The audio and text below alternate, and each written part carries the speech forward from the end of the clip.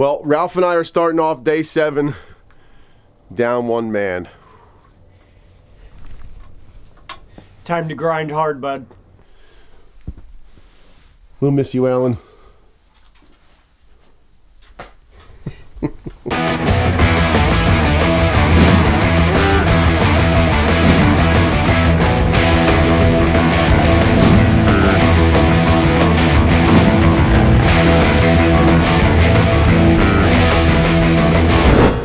We got a great day here. The sun is shining. It's actually cooled down a bit. It's sweatshirt weather, but we are down one of our very important team members. That's Alan Decker. He had to go home, got stuff to do back in New York. That just leaves me and that guy. We're in big trouble. What's up, guys? It's Jack from Atlantis Water Gardens. Welcome back. Part 2 of this incredible recreation pond in Beverly Hills, California. If you haven't seen part 1, click the link right here, go back, check that out. Get up to speed because we are rocking and rolling on this thing. We've got about 90% of the rock work done inside the pond and the waterfalls, which is fantastic. That's gonna leave us a lot of finish work. We gotta tighten up things where that stream is, get some lights in there, get that gravelled in. There is a bunch of foam work that has to happen in those main waterfalls going into the deep end of the pond. Number 1, we've got at least 5 utility lines in the ground right here. We wanna expose those, see what the elevation is, and see what the reality of bringing a beach out into this section is going to be. Anybody that comes over with small kids, they can get into the pond nice and easy, don't have to jump into the deep end. Then we've got the labyrinth of plumbing that has to happen. We're pulling out of both of those vaults, going into the garage, external pumps are in there, then they'll be feeding multiple lines out to the wetland filter, the top of the waterfall. We've got jets in here, lots of plumbing to do there. All right, guys, so one thing that is not cool, we lost Alan, but a cool thing about our network of pond contractors, we can reach out. I literally one post, and we got another guy out here that's willing and able to help us out.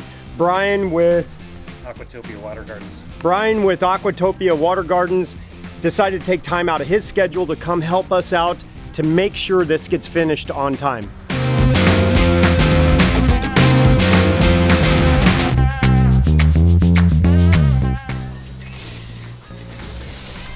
Well, that's a big seam done. We didn't have enough liner coming out of the pond to do this whole beach section, so we seamed on a piece about 10 by 25 foot. There's a double-sided seam tape that goes down first, seaming the 2 liners together, and then what you see on top right now is our cover tape that covers the entire seam, makes the entire thing watertight. Now that that's in, we can go ahead and shape out where our beach is going to be. We're going to be sloping back from the pond, so we can load it up with a good 6 or 8 inches of sand, give a nice zero entry where it goes from dry land down into the water. That's gonna be a cool effect. Jack, it seems like we're ready to go. Quit jaw jacking, let's...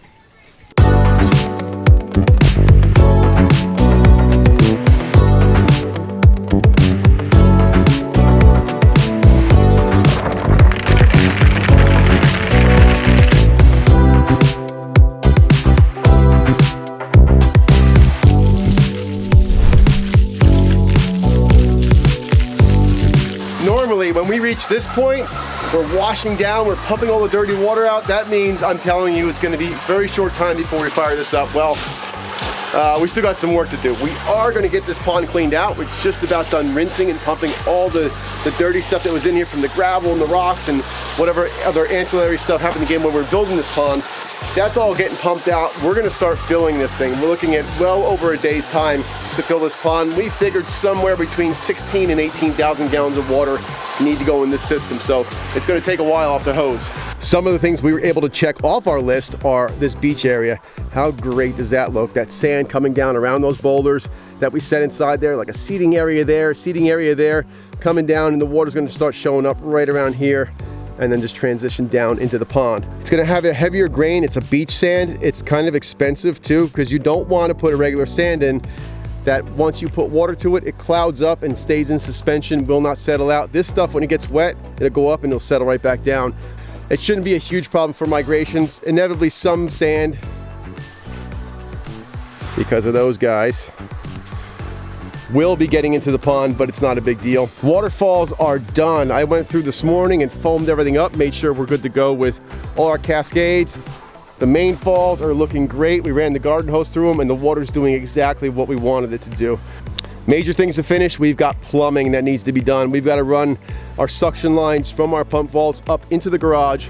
Subsequently, we have to plumb the pumps that are in there and then run the feed lines out to our wetland filters, waterfalls, as well as the jets that are inside the pond.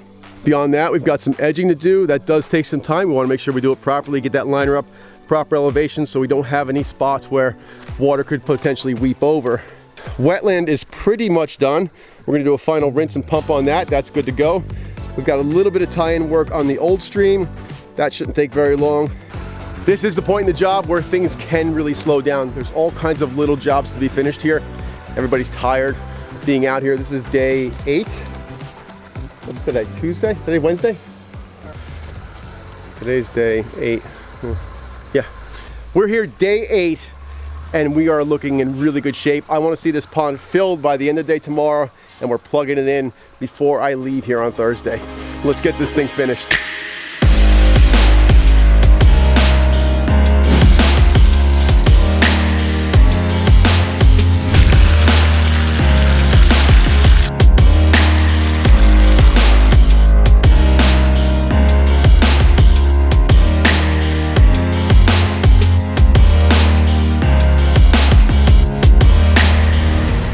How awesome is this? The pond is full of water. They got great hose pressure here, so this pond actually filled overnight.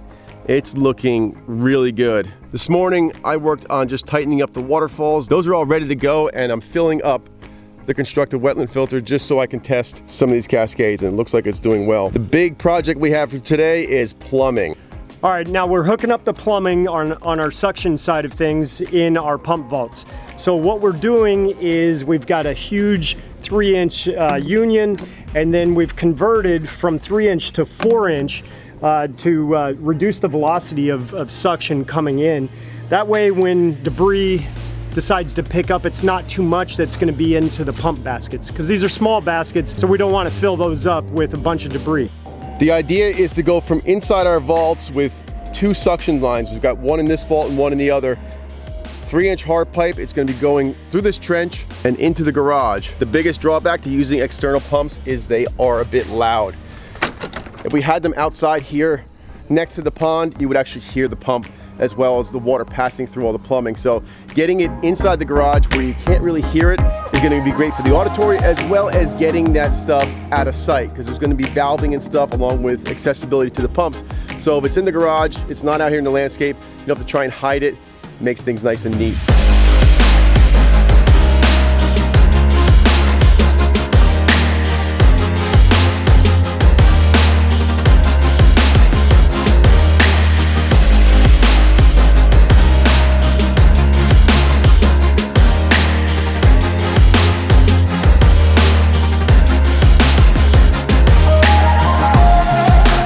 We are finally done. It's time to go get Lucas and turn this thing on.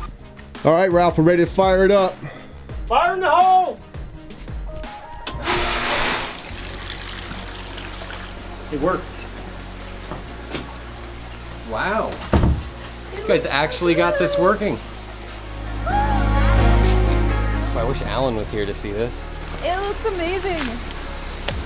Like, unbelievable. Unbelievable, unbelievable. Thanks, guys.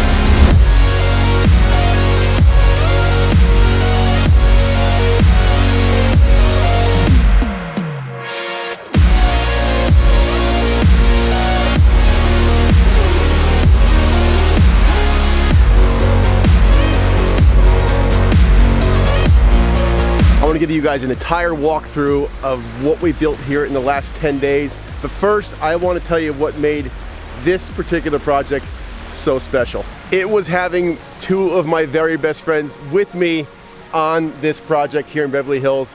one of those being Ralph. The other one, Alan, had to leave last week to go back home, and he has not seen this thing running yet. So I said we give him a call and show him what we got.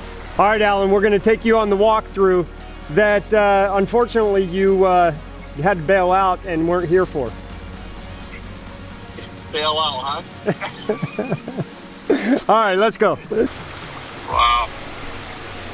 That looks sweet with all the water in there, that's for sure. Yeah. Is it what you thought, Alan? Oh yeah. Man, it came out really nice. You guys buttoned up everything really nice. The beach and that waterfall that I did, it really makes this whole thing. Yeah. Which one was that? The one up on top you can't see? That's right. So Alan, I was telling everybody the best part about this job was being able to do it with two of my best friends.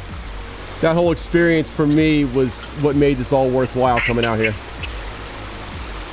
Yeah, me too. I mean, it really was a blast. I wish we didn't have so much work at home because I would have never left, but it was a great time, and it was really fun building with you guys.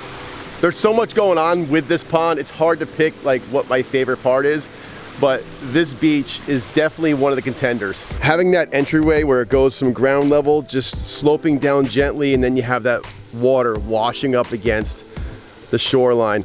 These boulders sunk in are a fantastic place to sit, feet in the water. You could lay inside this beach and just kind of chill, taking it all in. Hey, I beat you. There's gonna be a lot of time spent here. So this is our intake bay right over here. Basically a big skimmer. So any surface debris, there's a lot of leaves in this yard, hits the surface of the pond, gets dragged right into this skim cove or intake bay. Very easily netted out, and that's how you clean your pond. And this is an awesome, awesome way to keep your fish safe as well. We have several different waterfalls that are being fed into this pond, generated from the wetland filter and the stream above it. Unfortunately, we don't have enough time to be here until the water clears, but when it does clear, you're gonna see these giant rocks going all the way to the bottom. This is about 3 feet deep in here. That's gonna be such an incredible look. You've got this little tributary stream that's fed out of one side of the wetland, just a slow moving stream coming down in between the crevices of these large boulders. That rock right there was made to be a waterfall. The way it's cupped out and the water's just finding itself through that channel, kind of spinning around in that eddy right there. Great place for birds and other animals to stop by and get a drink. Now the counterpart to that smaller tributary stream is this larger waterfall. This is what you're seeing when you're up on the deck from Lucas's mother's house, looking through the trees. You can see this waterfall. Super excited for when Lucas gets the landscaping done, because then areas like that are going to be full of greenery and some texture, probably some things weeping over the rocks, filling in, very similar to what the existing landscape is, bringing all that landscape right up against the edge, dissolving that line between aquatic and terrestrial, making it look super natural. This boardwalk section is going to get rebuilt, and it's going to be cantilevering over the pond. You guys saw last night Lucas jumped off his deck into the pond. I mean, this is going to be a playground for these guys. Between the dogs, Lucas and Aubrey, they're going to have a blast with this pond. He's talking about either doing a lower deck section or making a plank that comes out over the pond that people can safely jump in with. Up here, we've got the heart of our filtration, our constructed wetland filter. And what's great about this is when it's finished, it looks like it's just a pool in the stream system. It doesn't stick out, you don't see any components, it just looks like a natural pool, when in actuality, this is almost 4 feet deep between the centipede, the snorkel, the aqua blocks, and the layers of rock and gravel. Before it hits the top, we've got about 4 inches of water showing here. There are 5 jets in this pond pushing water out. You can see one making some ripples on the surface right there. We've got them strategically placed so we don't get dead zones. We want all that debris on the surface to be pushed towards where our intake is. That's where the maintenance can happen. Here's where you can get a feel for what the rest of the pond will eventually look like. All these native grasses, this is all California native plantings. This is something that Lucas built a couple years back. And check this out. This is the entrance into the front of the house. You come through this covered breezeway over this bridge, and you've got this beautiful water feature up here. Both sides of the bridge. Before you enter the front door, you've got this nice little pond up here. This is what I would consider a larger scale project, especially the fact that we're traveling. I came across the country 3,000 miles. Ralph came out of Arizona, Alan's out of New York, so we assembled an extremely talented team to make this happen in 10 days. If you want to know how much something like this costs, you could expect to pay between $250,000 and $300,000 for a project like this. The access here was very difficult. The trucking was difficult. Everything about this job was difficult, including the varied obstacles we ran into. But if you're looking to do a project of this size, I'd say if you budget somewhere in that $250 to $300 range, all said and done, that's pretty much what you're looking at. Hope you guys enjoyed this one. I love that I got the chance to spend time with my good friends, building something absolutely incredible for a great family here in California. Hit that subscribe button, hit the bell while you're there, notifications. Every week we're putting out these videos showing amazing water features and water feature builds. See you guys on the next one. You guys really did everything you could to make that possible and like make my dreams a reality. I've been dreaming about this and watching your guys' videos for over 2 years and saving up and saving up and saving up, and I'm really glad I did.